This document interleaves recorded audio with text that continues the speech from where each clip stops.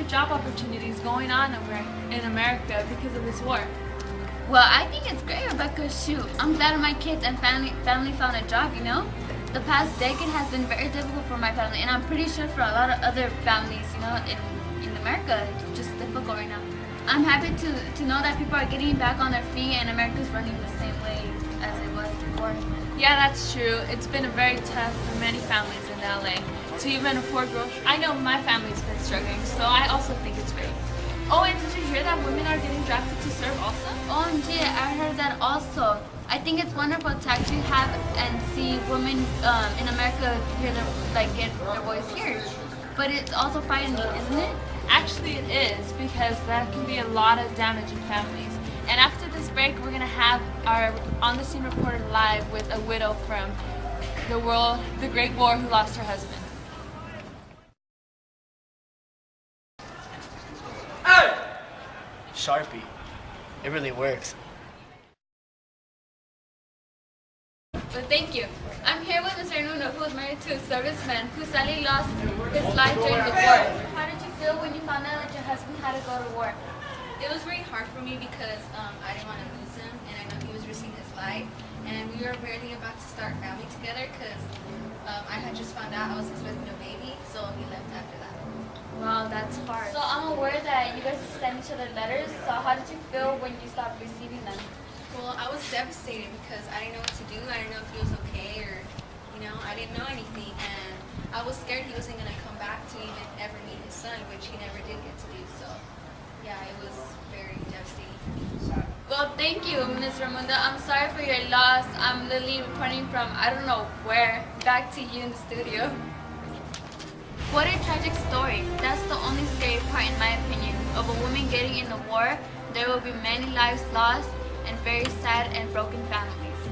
Yes, but it's always best to look on the bright side, Laura. If we win this war, many lives will be saved, and all of our families and our farmers and factory workers will get their jobs back to their original place. Oh, that's right. Many farmers were asked to give up their jobs for a while to work in the factories and weapon production, which doesn't make sense to me because farmers are only skilled in agriculture. Desperate times call for desperate measures, Laura.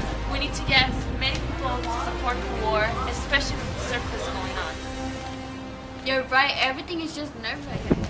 I know, and that's probably how our next interview was feeling when he actually got drafted into the war.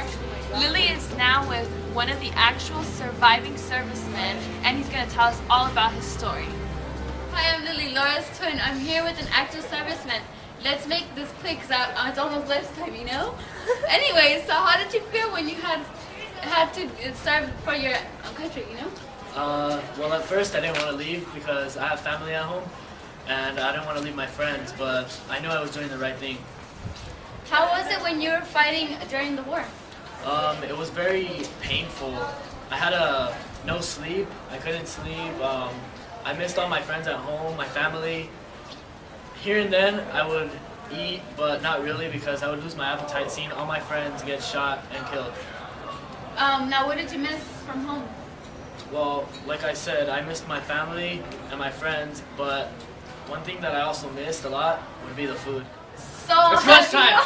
Oh, well, back to the studio. Wow, I guess they really want lunch. Thanks, Lily, and thank you too, Sergeant. That was such a good story. Rebecca, did you also hear that African Americans are getting drafted into the war also? Yes, I did hear that. I was actually about to tell you.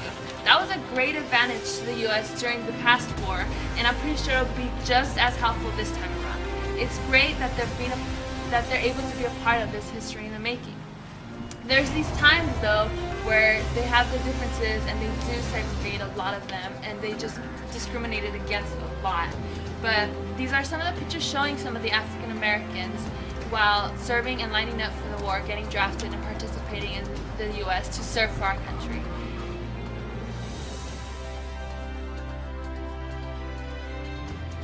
Those were some interesting pictures, Rebecca. I know, it's great to see them actually have enough time to actually be able to participate in the things that all men have been participating in for a while. Well, that's it for today, Los Angeles. Thank you for tuning in to Channel 11 12 o'clock news. It's now 12:30 and we have to go get our lunch. Signing off, I'm Rebecca. I'm Laura. Thank you.